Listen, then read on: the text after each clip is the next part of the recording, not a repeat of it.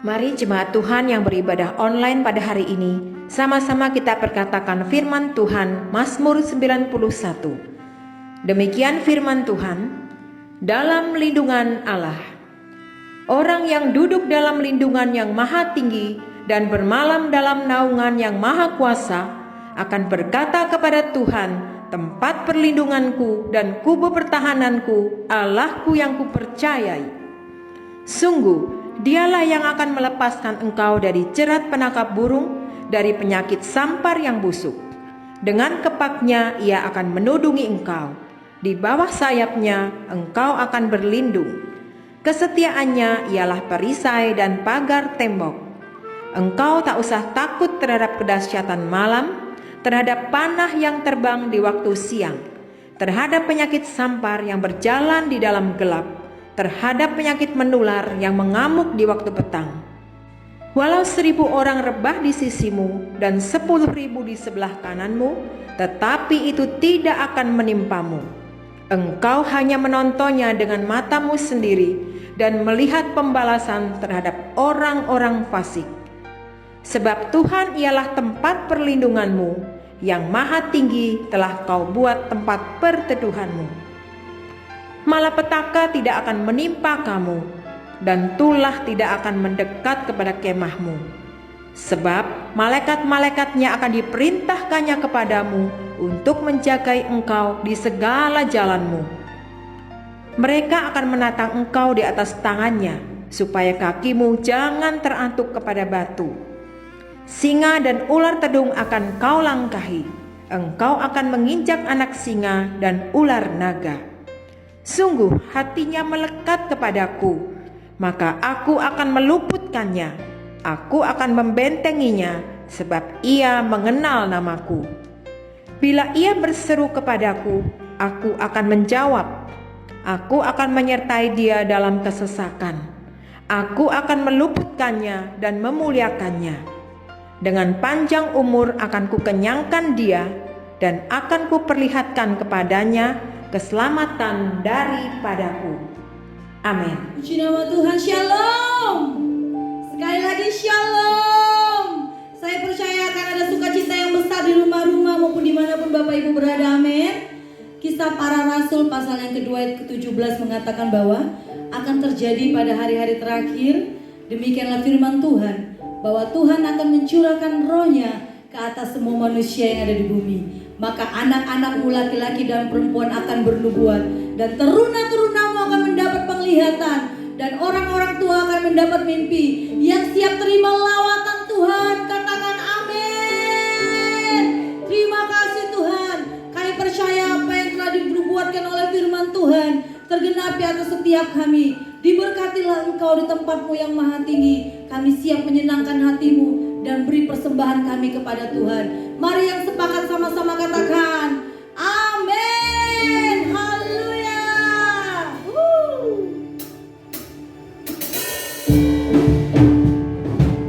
Kami siap terima lawatan dari Tuhan. Kami siap terima rohmu Tuhan.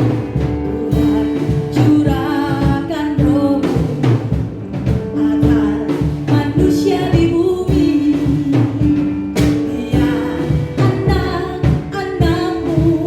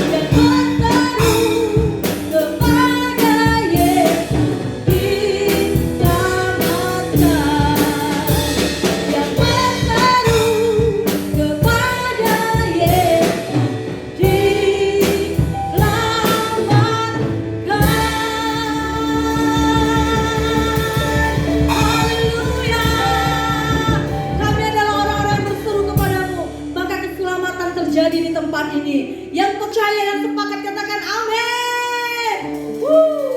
Anggur baru tercurah di tempat ini. Dimanapun Bapak Ibu berada, mari terima yang baru dari Tuhan. Urapan, mujizat dan kuasa yang baru dari Tuhan. Mari bersyukur kepada Tuhan. Haleluya. Roh Kudus tercurah di tempat ini. Urapannya yang ajaib memulihkan umatnya.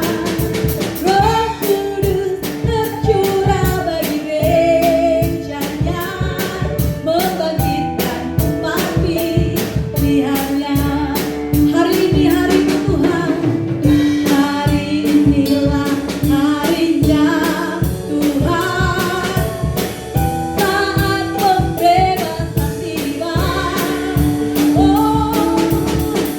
belenggu dosa mari angkat. Mari bersorak berinya, mari teriakan sama-sama. Anggur baru tercurah, penuhi umatnya dengan sukacita.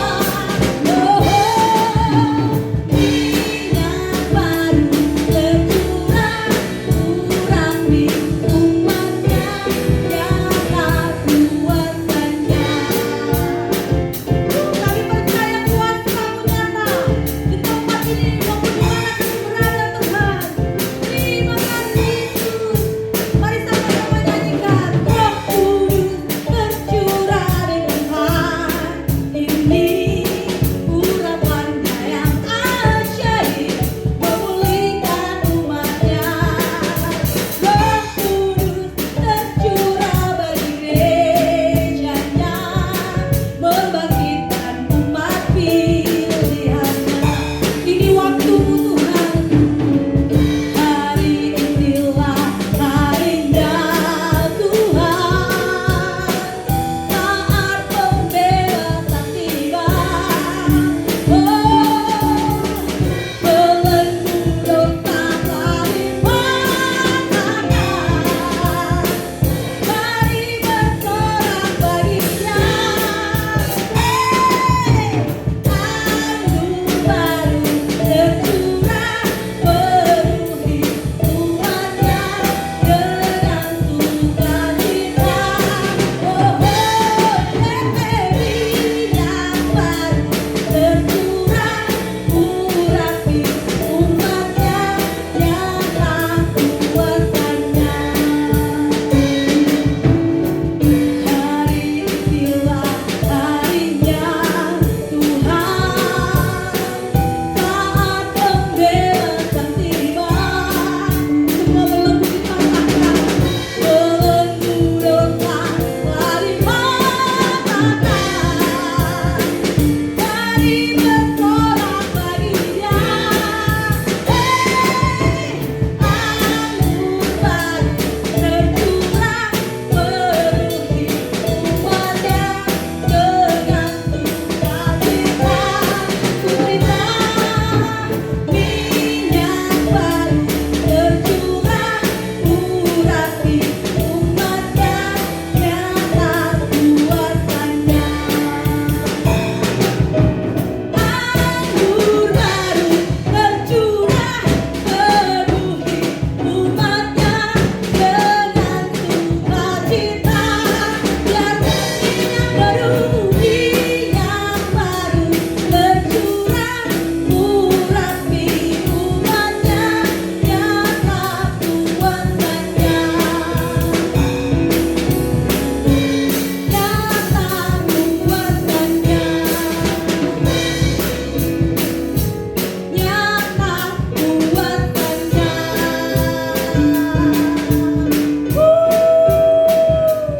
Mari bersorak-sorai bagi Tuhan di atas segala Tuhan, Raja di atas segala raja. Sorakan haleluya. Yesus kita dahsyat, amin. Haleluya. Puji nama Tuhan. Tiba saatnya kita akan menyaksikan pengajaran Voice of Pentecost dari tim Teologia GBI Gatot Subroto. Selamat menyaksikan, Tuhan Yesus memberkati.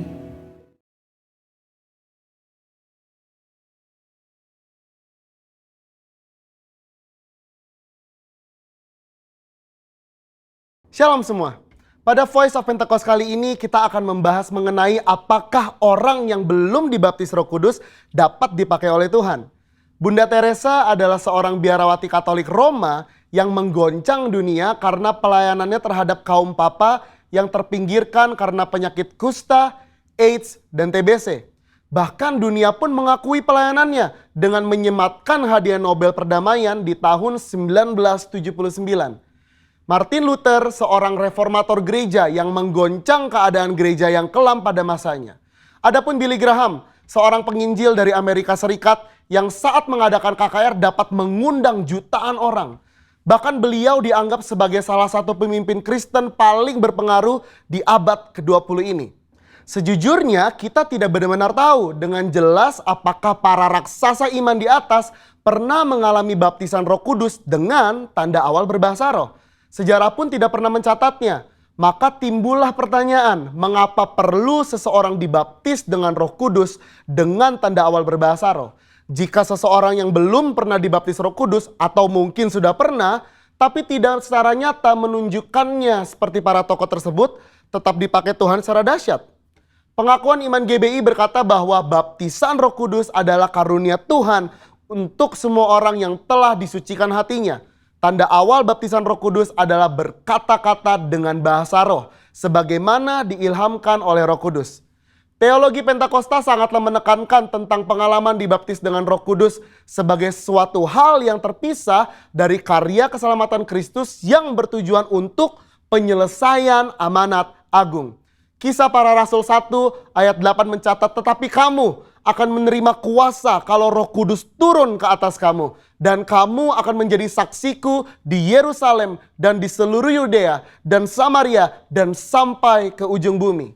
Kata kuasa di ayat tersebut berasal dari bahasa Yunani dunamis yang diterjemahkan juga sebagai dinamit, sesuatu yang memiliki daya ledak yang tinggi. Dengan kata lain, kuasa ini adalah kuasa yang sangat besar, yang dimana dengan kuasa ini amanat agung Tuhan Yesus pasti terselesaikan. Sangatlah menarik untuk disimak bahwa sesaat sebelum Tuhan Yesus terangkat ke surga, ia berpesan agar para murid tidak meninggalkan Yerusalem dan menyuruh mereka tinggal di sana sambil menantikan janji Bapa. Apakah janji Bapa yang dimaksud tersebut? Janji Bapa yang dimaksud Tuhan Yesus adalah bahwa para murid akan dibaptis dengan Roh Kudus. Poin penting untuk kita garis bawahi di sini adalah bahwa baptisan Roh Kudus adalah janji Bapa untuk semua orang percaya. Selanjutnya di Kisah Para Rasul pasal kedua adalah peristiwa turunnya Roh Kudus ke atas para rasul yang lebih kita kenal dengan peristiwa Pentakosta, di mana para rasul mulai berkata-kata dengan bahasa-bahasa lain seperti yang diberikan oleh Roh itu kepada mereka untuk mengatakannya. Dari sini dapat kita lihat bahwa janji Bapa tentang baptisan Roh Kudus selalu disertai dengan pengalaman karunia berbahasa roh. Dari peristiwa tersebut kita melihat dengan jelas bahwa ada perbedaan antara menerima Roh Kudus dengan dipenuhi Roh Kudus atau dibaptis dengan Roh Kudus. Setiap orang yang telah menerima Yesus sebagai Tuhan dan Juru Selamat, maka Roh Kudus berdiam di dalam dirinya. Bapa memberikan Roh Kudus di dalam hati kita sebagai jaminan dari semua yang telah disediakan untuk kita, yaitu anugerah keselamatan. Rasul Paulus pun menjelaskan di dalam 1 Korintus 6 ayat 19. Atau tidak tahukah kamu bahwa tubuhmu adalah bait Roh Kudus yang diam di dalam kamu? Roh Kudus yang kamu peroleh dari Allah dan bahwa kamu bukan milik kamu sendiri. Keberdiaman Roh Kudus di dalam hidup orang percaya memampukan seseorang untuk memiliki hidup yang menghasilkan buah roh. Namun seseorang yang telah dibaptis dengan Roh Kudus akan memiliki kuasa untuk menyelesaikan amanat agung sesuai yang tertulis di dalam Kisah Para Rasul pasal 1 dan 2. Dalam hal ini kita melihat bahwa baptisan Roh Kudus berfungsi secara eksternal.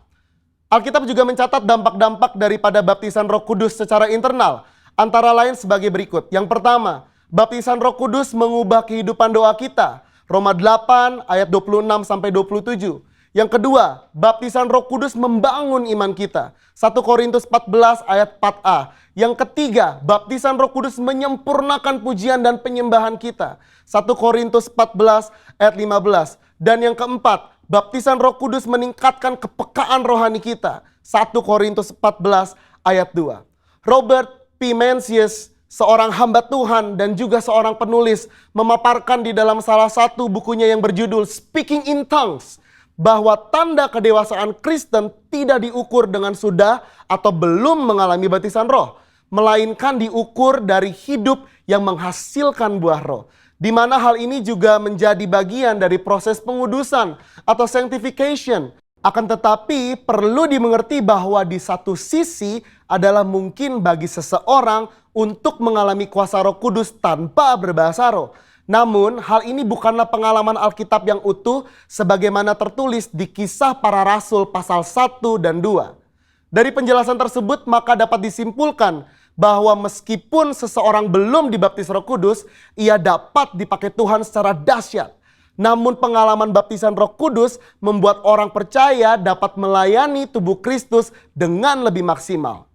Jikalau Alkitab menuliskan adanya pengalaman kepenuhan Roh Kudus dengan tanda awal berkata-kata dengan bahasa roh, mengapakah kita tidak merindukannya?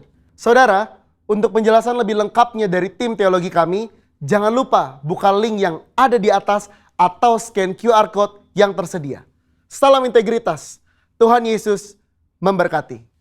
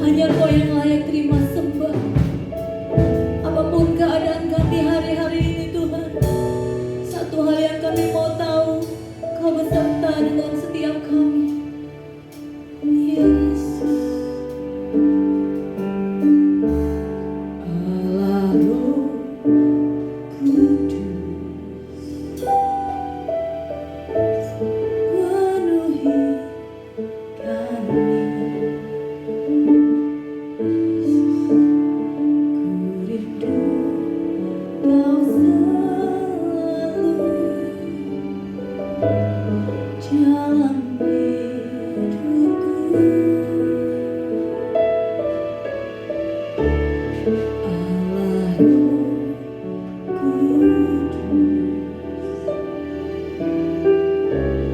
Roh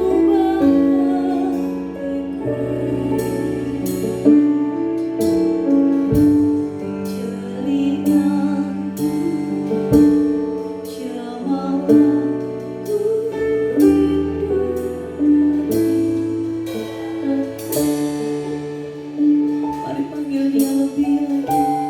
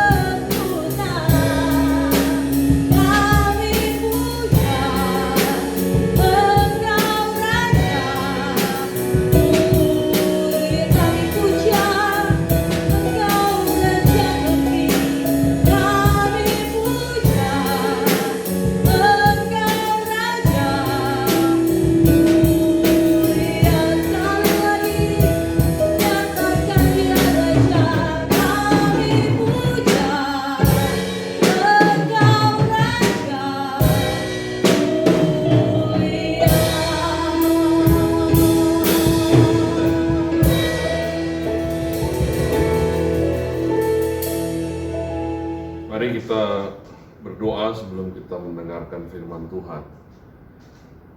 Tuhan Yesus, kami bersyukur kalau pada hari ini kami diberikan anugerah bisa diberi kesempatan untuk kembali mendengar firman Tuhan.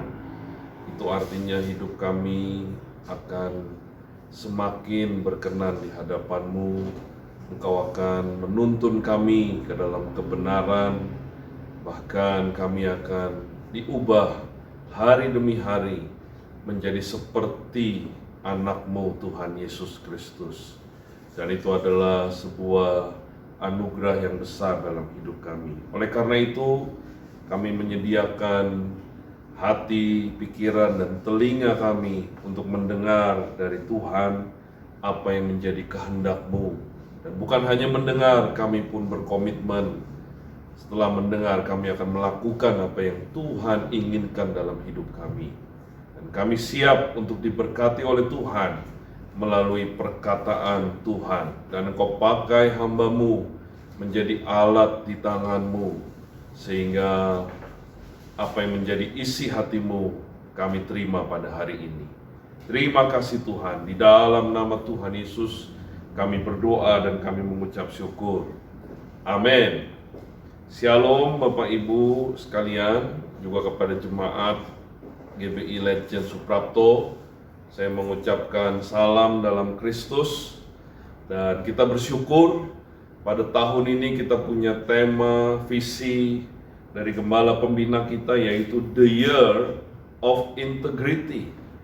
Kita sudah sering mendengar Bapak Gembala, baik Pak Niko ataupun Pak Gerards, mengatakan bahwa integritas adalah apa yang di hati, di pikiran, di ucapan, diperbuat sama ya, di depan orang ataupun pada saat kita sendiri.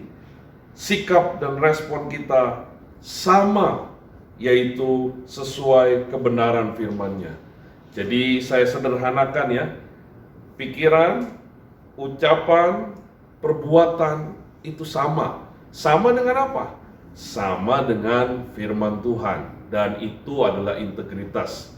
Puji Tuhan, hari ini kita akan belajar satu tema dari integritas, yaitu karakter integritas. Nah, ini adalah tema yang menarik untuk kita mengerti, dan lebih dari itu untuk kita kenakan dalam hidup kita, agar kita memiliki karakter yang berintegritas selama kita hidup di dunia ini, menjadi pengikut Kristus yang memiliki karakter yang berintegritas. Apa maksudnya karakter yang berintegritas itu? Saudara, tentu saja kalau kita mau memahami, kita harus melihat kepada Alkitab, yaitu kepada firman Tuhan. Karakter yang berintegritas adalah karakter yang sama seperti Kristus. Saya katakan sekali lagi, karakter yang berintegritas adalah karakter yang sama seperti Tuhan Yesus Kristus. Sebab Tuhan Yesus adalah seorang yang memiliki karakter yang berintegritas, yaitu yang sama pikirannya, sama perkataannya, sama perbuatannya, sama dengan kehendak Bapanya, yaitu yang kita kenal hari ini dengan kehendak Tuhan melalui firman-Nya. Hari ini kita mau belajar daripada manusia yang sempurna dan juga Tuhan yang luar biasa, yaitu Tuhan Yesus Kristus. Oleh karenanya, saya mengajak saudara membuka dalam Filipi pasal yang kedua ayat yang kelima. Dikatakan demikian, hendaklah kamu dalam hidupmu bersama menaruh pikiran dan perasaan yang terdapat juga dalam Kristus Yesus.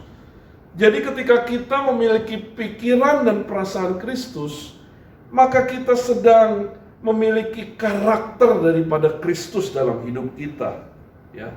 Dan ini penting sekali dalam hidup kita, yaitu memiliki pikiran Kristus. Saya ulang sekali lagi, memiliki apa? Pikiran Kristus. Betul, saudara. Dan pikiran Kristus itu harus ada dalam kehidupan kita. Hari ini kita akan fokuskan mengenai pikiran Kristus ini. Bagaimana kita bisa memiliki pikiran Kristus di dalam kehidupan kita. Ketika kita memiliki pikiran Kristus, maka karakter Kristus juga ada dalam hidup kita. Bapak Ibu Saudara sekalian, ada dua panca indera yang menjadi pintu masuk, menjadi jendela ke dalam pikiran kita, yaitu mata dan telinga. Oleh karenanya Tuhan berkata, jagalah mata kita, sebab kalau mata kita gelap, maka gelaplah seluruh tubuh kita. Begitu juga dengan pendengaran kita, telinga kita. Tuhan berkata untuk kita mendengar yang baik, kata Alkitab, ya, untuk kita mendengar firman Tuhan dalam pikiran kita, yaitu bahwa iman timbul dari pendengaran akan firman Kristus. Ketika kita menjaga mata dan telinga kita, maka itu akan menjadi pikiran yang baik dalam hidup ini. Hari ini kita akan belajar 3 kebenaran dari Alkitab, yaitu bagaimana kita memiliki pikiran Kristus dalam hidup kita, bagaimana kita mengenakan pikiran Kristus dalam keseharian hidup kita. Nah, yang pertama, kita harus menawan segala pikiran dan menaklukkannya kepada Kristus. Alkitab berkata untuk kita menawan segala pikiran dan menaklukkannya kepada Kristus. Saudara, pikiran ini adalah sesuatu yang begitu berbahaya dalam hidup kita, ya. Pikiran ini adalah sesuatu yang begitu hebat sekaligus begitu berbahaya. Saudara, kalau kita mempelajari otak kita, ya, otak kita hanya segenggam. Kalau saudara pernah makan bapau, nah sebegitulah ukuran otak dan beratnya kurang lebih sedemikian. Tapi otak yang Tuhan ciptakan ini punya kapasitas yang begitu hebat sekali. Ya. Otak ini diciptakan Tuhan begitu sempurna.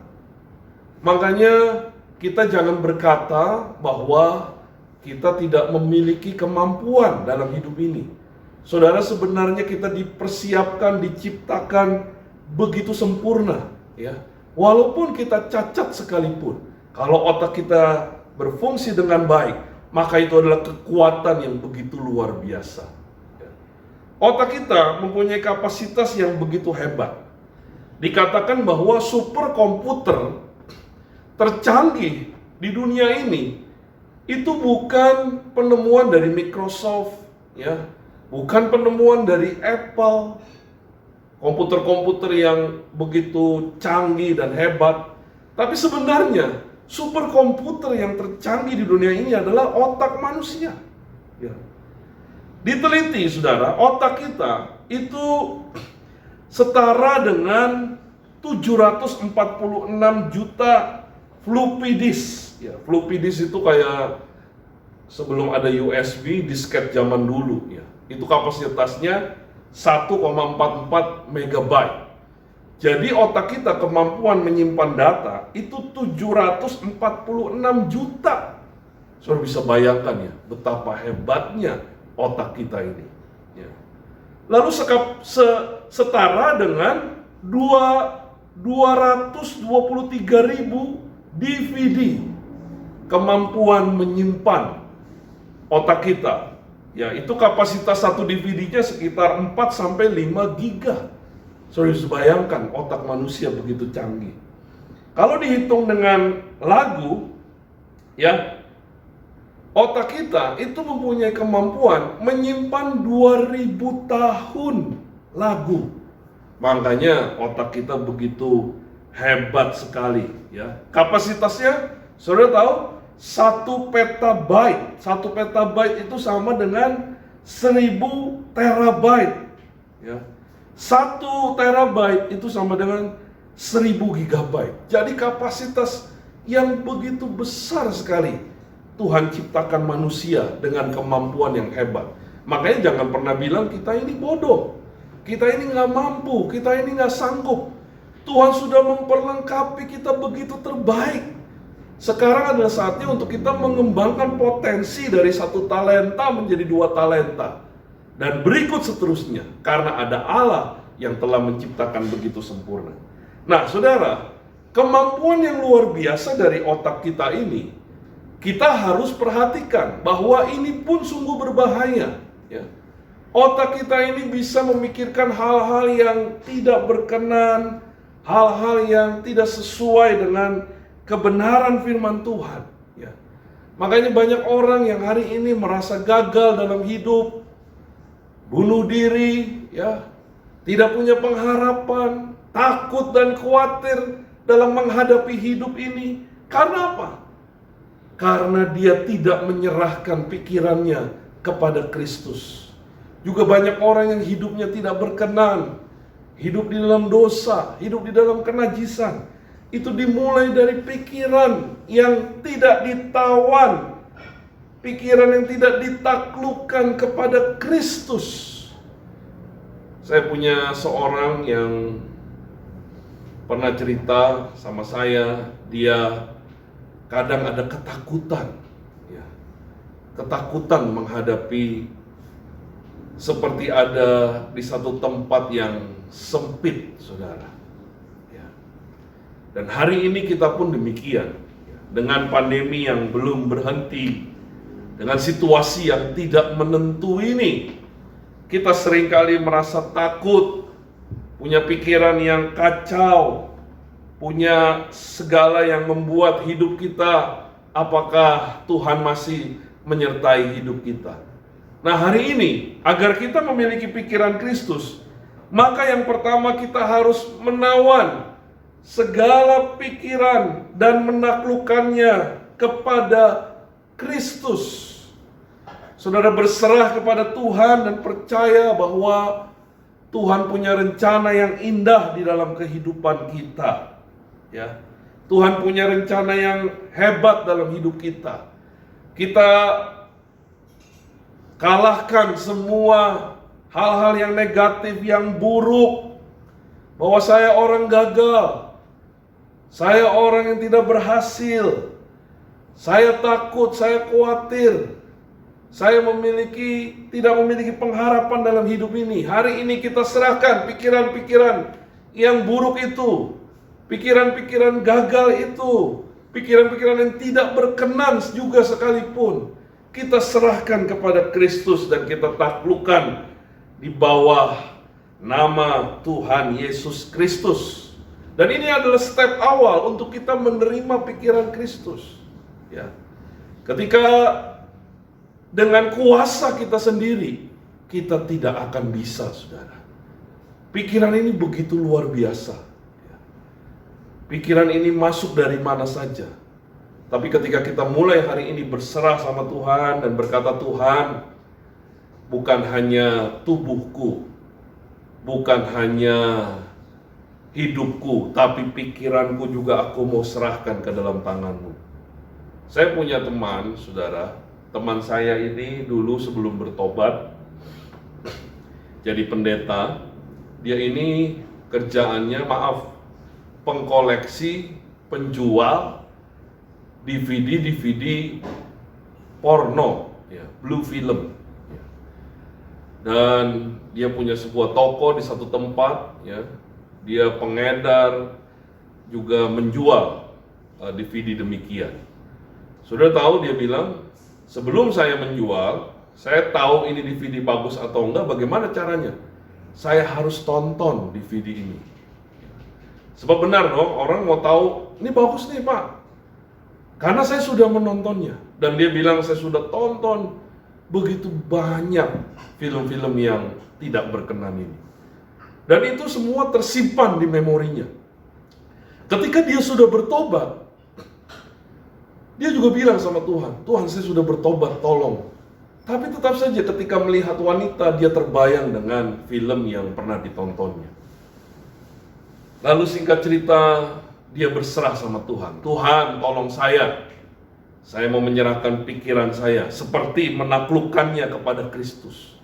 Dan hari ini puji Tuhan, saudara, dia sudah terlepas dari semua memori-memori yang tidak berkenan itu. Hari ini dia sudah menjadi hamba Tuhan dan dipakai Tuhan menjadi alat di tangannya. Saudara, demikian juga kita. Kita pun harus menyerahkan hidup kita kepada Tuhan. Makanya kita harus datang setiap hari, ya, 10, 20, 30 menit. Memeriksa hidup, memeriksa pikiran, apakah ada yang tidak berkenan kepada di dalam hidupku ya Tuhan. Saudara, ingatlah, hari ini adalah kita kalender gereja memperingati akan pencurahan Roh Kudus. Alkitab berkata Roh Kudus dicurahkan. Untuk apa? Bukan sekedar membuat kita berbicara dalam bahasa yang baru.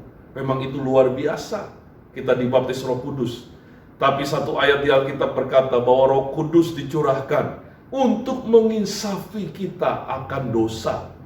Menuntun kita dalam kebenaran. Ketika kita datang kepada Tuhan, maka dosa kita akan diampuni. Dosa kita akan dibuang. Pikiran yang buruk akan ditawan. Pikiran yang jahat, pikiran yang membuat hancur hidup kita akan ditawan di dalam Kristus. Dan sebaliknya, Tuhan akan memberikan kita pikiran yang baru, ciptaan yang baru. Pikiran Kristus akan lahir dalam hidup kita. Ini luar biasa. Yang lama sudah berlalu kata Alkitab, dan yang baru sudah datang. Dan terus-menerus kita akan diperbaharui di dalam pikiran Kristus. Dulu kita anak setan. Ketika kita percaya Tuhan, maka pikiran kita akan diubah. Memori yang buruk, memori yang tidak berkenan, itu akan dihapus, dibuang oleh Tuhan. Ketakutan, kegagalan, pikiran-pikiran yang najis itu akan dibuang oleh Tuhan. Dan kita akan menerima pikiran Kristus. Sebab pikiran yang jelek sudah ditawan dan ditaklukkan kepada Kristus. Ini yang pertama, Bapak Ibu Saudara sekalian. Lalu yang kedua, mengenakan pikiran Kristus, ya, memiliki pikiran Kristus, itu berarti mengisi pikiran kita dengan firman Tuhan. Saudara ingat tadi berapa kapasitas otak kita? Otak kita begitu luar biasa, 1 petabyte. Itu setara dengan 1000 terabyte. 1 tera itu sudah begitu besar. 1 tera itu 1000 gigabyte. Artinya, otak kita ini menampung begitu banyak kapasitas yang hebat. Dan kita harus mengisinya, otak kita. Dengan apa? Dengan firman Tuhan, tentu saja. Makanya ada ayat yang berkata, iman timbul dari pendengaran. Pendengaran akan firman Kristus. Ingat, tadi saya sudah katakan, bahwa jendela masuk, jendela pikiran kita adalah mata dan telinga. Oleh karena itu kita harus membaca. Membaca apa? Firman Tuhan. Mendengar firman Tuhan, membaca yang baik, mendengar yang baik. Jangan kita mendengar hal-hal yang tidak baik. Kalau saudara nontonnya beranak dalam kubur, waduh, dari judulnya aja udah serem. Makanya gak heran kita kalau malam-malam ketakutan. Ya ada orang di samping saya, ada orang yang ngikutin saya. Ya, kalau kita nonton film-film demikian, ya. Sebaliknya kalau kita mendengar firman Tuhan, ketika ada kekhawatiran, kita percaya bahwa Allah menyertai kita. Wah, luar biasa. Ketika ada hal-hal yang menyerang hidup kita, mungkin ada sakit penyakit, ada masalah yang belum selesai. Ketika kita membaca firman Tuhan, maka kita dengar firman Tuhan bahwa Allah beserta dengan kita. Ia sekali-kali tidak akan meninggalkan kita. Ia sekali-kali tidak akan membiarkan kita. Walaupun kita jatuh, kita tidak dibiarkannya menjadi tergeletak. Dari mana kita dapat kekuatan yang demikian? Ketika saudara baca firman Tuhan.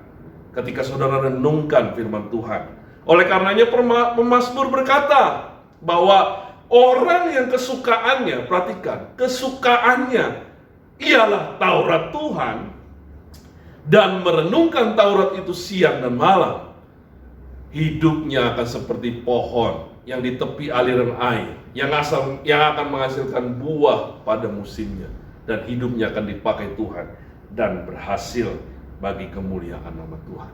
Oleh karena itu penting kita baca Alkitab, ya. Di gereja kami, ya, saya juga gembala cabang, ya. Pak Gerard di sini adalah senior saya, ya. Di tempat kami ada anak-anak sekolah minggu, kita buat grup baca Alkitab, ya.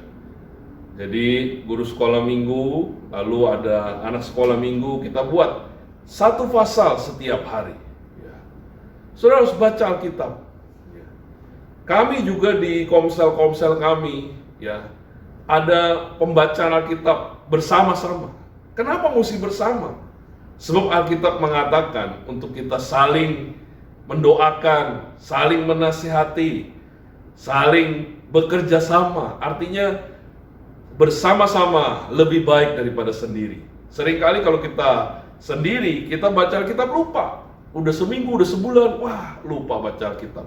Nah, kalau ada yang ngingetin setiap hari, itu akan menjadi kekuatan bagi hidup kita, ya. Bersama-sama pun juga tidak mudah, saudara. Kadang-kadang juga lost juga baca Alkitab.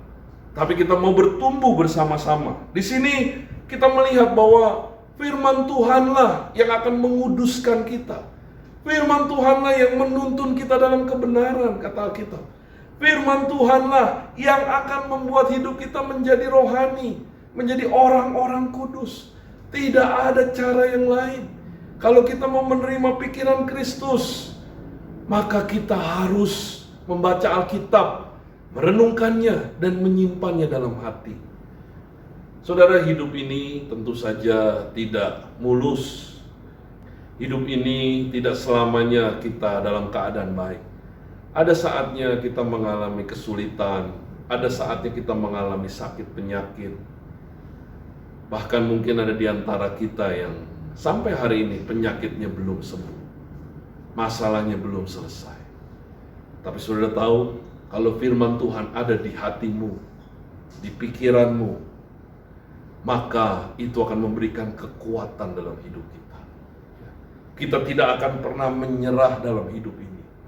Walaupun kita terseok-seok, tapi kita tetap berjalan setahap demi setahap, selangkah demi selangkah, karena ada Tuhan yang menyertai kehidupan kita. Ini karakter yang berintegritas, yaitu memiliki pikiran Kristus dan diisi dengan kebenaran firman Tuhan. Hari ini, sudahkah saudara baca Alkitab? Ya. Kalau belum, hari ini baca Alkitab sesuai dengan komitmen dan komitmen di gereja saudara. Kalau saya tidak salah, di GBI Gatot Subroto ini ada 1 hari 10 pasal. Luar biasa. Baca Alkitab saudara. Itu akan mengubahkan hidup kita. Itu akan menjadikan hidup kita menjadi berbeda. Lalu yang terakhir, Bapak Ibu Saudara sekalian, selain kita menawan pikiran kita kepada Kristus, lalu mengisi pikiran kita dengan firman Tuhan, maka dalam kitab Efesus, saya mengajak saudara untuk membuka Efesus pasal yang ke-6, ayat yang ke-17 dikatakan demikian. Dan terimalah ketopong keselamatan dan pedang roh, yaitu firman Allah. Nah, yang ketiga, kita harus menjaga pikiran kita. Menjaga pikiran kita. Menjaganya dari apa? Dari serangan kuasa-kuasa kegelapan. Selain kita menawan pikiran kepada Kristus, lalu yang kedua kita mengisi pikiran kita dengan firman Tuhan, kita pun harus mengenakan ketopong keselamatan dalam hidup kita. Sehingga kita akan tetap dilindungi dari serangan-serangan kuasa kegelapan dalam hidup ini. Oleh karena itu, kenakan firman Tuhan dalam hidup kita. Kata Alkitab, ketopong itu disejajarkan dengan pedang roh. Terimalah ketopong keselamatan dan pedang roh, yaitu firman Allah. Nah, artinya kita juga tidak hanya defense dalam hidup ini. Kita harus offense, harus menyerang dalam hidup kita. Sebab kita tahu bahwa Kita ini ada dalam peperangan rohani dalam hidup ini. Iblis berusaha menjatuhkan manusia dengan segala macam cara, termasuk dalam pikiran kita. Dan bagaimana caranya agar kita bisa memenangkan peperangan ini? Apa yang dikatakan oleh Efesus 6 ayat 10, hendaklah kamu kuat, tetap kuat dalam Tuhan. Caranya adalah kenakan ketopong pedang roh, yaitu perkatakan firman dalam hidup kita. Nyatakan dalam hidup kita bahwa firman Allah itu berkuasa dalam hidup ini. Kita tentu saja harus memiliki hidup yang kudus, yang berkenan. Tetapi kita juga harus menyerang, yaitu menyerang siapa? Menyerang kuasa-kuasa kegelapan, roh-roh jahat di udara, penghulu-penghulu dunia yang gelap ini, dengan mengambil perlengkapan senjata Allah, yaitu apa? Ketopong keselamatan dan pedang roh. Jadi ketika ada pikiran yang berkata, kamu gagal, hancur kamu, wah corona ini belum kelar, bisnis kamu bangkrut, anak-anak kamu berantakan. Ya, mungkin ada di antara kita yang punya anak-anak yang mengalami satu pergumulan. Lalu, wah suami kamu lari ninggalin kamu, istri kamu lari ninggalin kamu. Hari ini kita menyerang, kita berdoa, kita perkatakan firman bahwa Tuhan tidak akan meninggalkan saya. Buang pikiran-pikiran itu. Dan juga mungkin ada pikiran-pikiran yang najis, yang kotor, yang masuk dalam hidup kita. Kita juga lawan. Saya taklukkan di dalam nama Tuhan Yesus. Saya perkatakan bahwa saya menawannya, memenangkannya di dalam nama Tuhan Yesus. Tidak ada cara yang lain, Bapak Ibu, selain kita menyerang. Peperangan kita tidak seperti jemaat mula-mula yang dianiaya secara fisik, dijadikan martir, diadu dengan singa, diperlakukan seperti binatang yang diburu. Tapi kita juga ada dalam peperangan, yaitu peperangan pikiran ini. Dan kita harus menaklukkan pikiran kita kepada Kristus dan menyerang iblis di dalam hidup ini. Ketika kita melakukan hal ini, maka kita akan menjadi orang-orang yang kuat secara rohani. Kita tidak akan pernah menyerah dalam hidup kita. Oleh karena itu, pentinglah untuk kita melakukan step demi step untuk memiliki pikiran Kristus. Dimulai dari menawan pikiran kita, menyerahkannya kepada Kristus. Kedua, kita mengisi dengan firman Tuhan setiap hari. Yang ketiga, kita harus memiliki ketopong keselamatan. Kita harus menyerang dengan kekuatan Roh Kudus. Berkatalah kepada hidupmu bahwa Tuhan beserta dengan saya. Segala perkara dapat kutanggung di dalam Dia yang memberikan kekuatan. Aku bukan orang gagal. Aku orang yang diberkati Tuhan. Keluargaku aman. Bisnisku dalam penyertaan Tuhan. Aku dalam perlindungan Tuhan. Dan kita akan menerima pikiran Kristus di dalam kehidupan kita. Hari ini mari kita memiliki karakter integritas ini. Yaitu apa? Pikiran Kristus dalam hidup kita.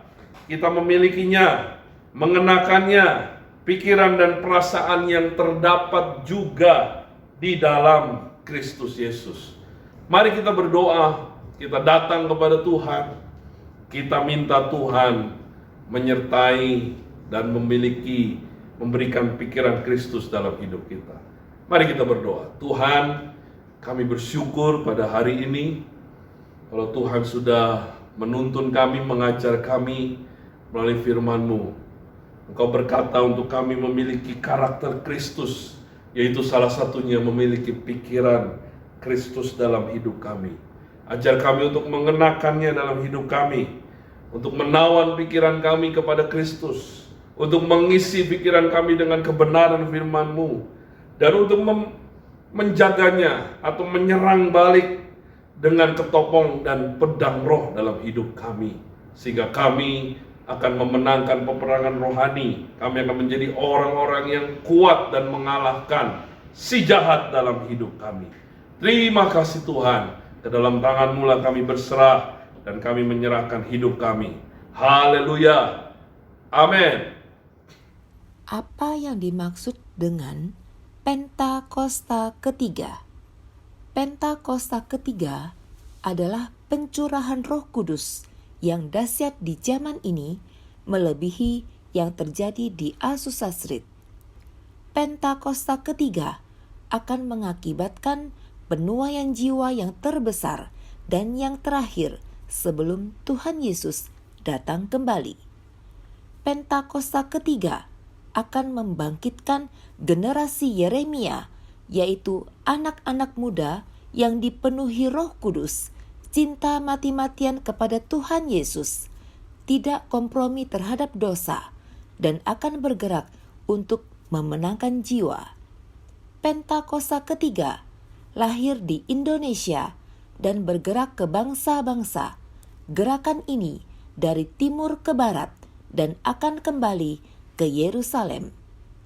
Pentakosta ketiga akan memberikan kuasa untuk menyelesaikan amanat agung, dan setelah itu Tuhan Yesus datang kembali.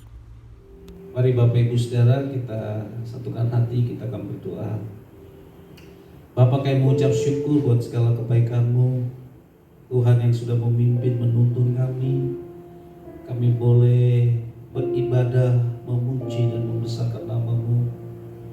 Kami tahu Tuhan yang sudah berfirman, yang sudah menguatkan, meneguhkan setiap hati kami.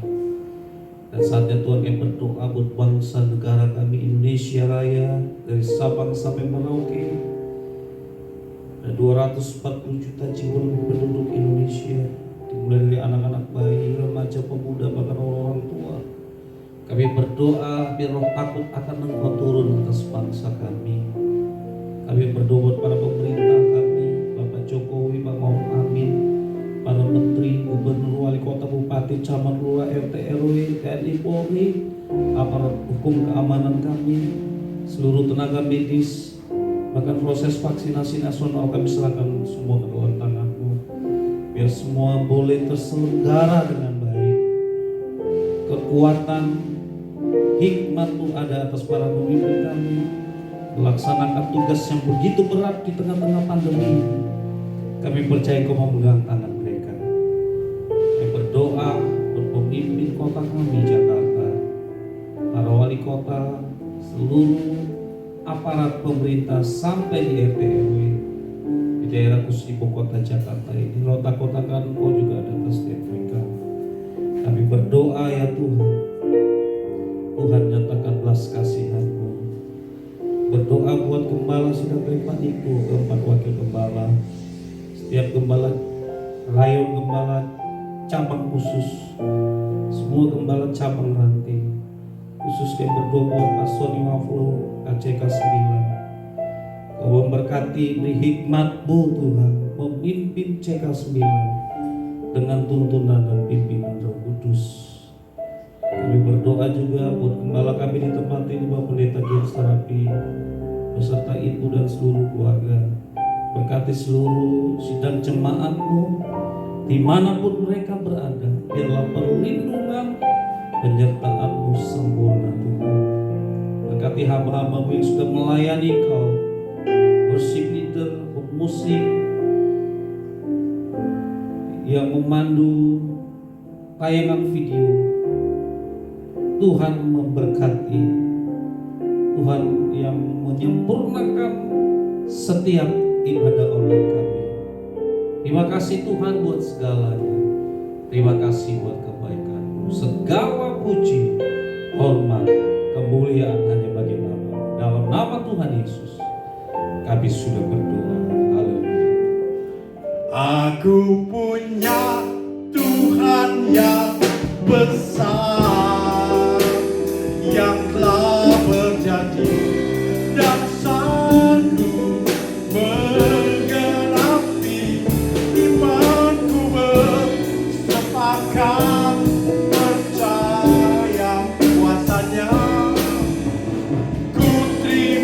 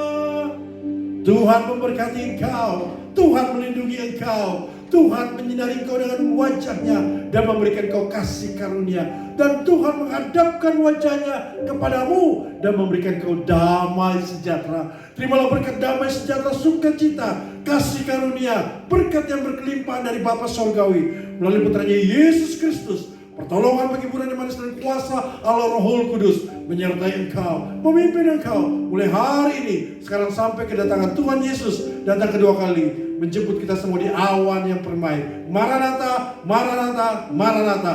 Dalam nama Tuhan Yesus, semua yang percaya katakan amin. Haleluya, haleluya, haleluya, haleluya. GB Legend Suprapto mengucapkan selamat hari Minggu. Tuhan Yesus memberkati.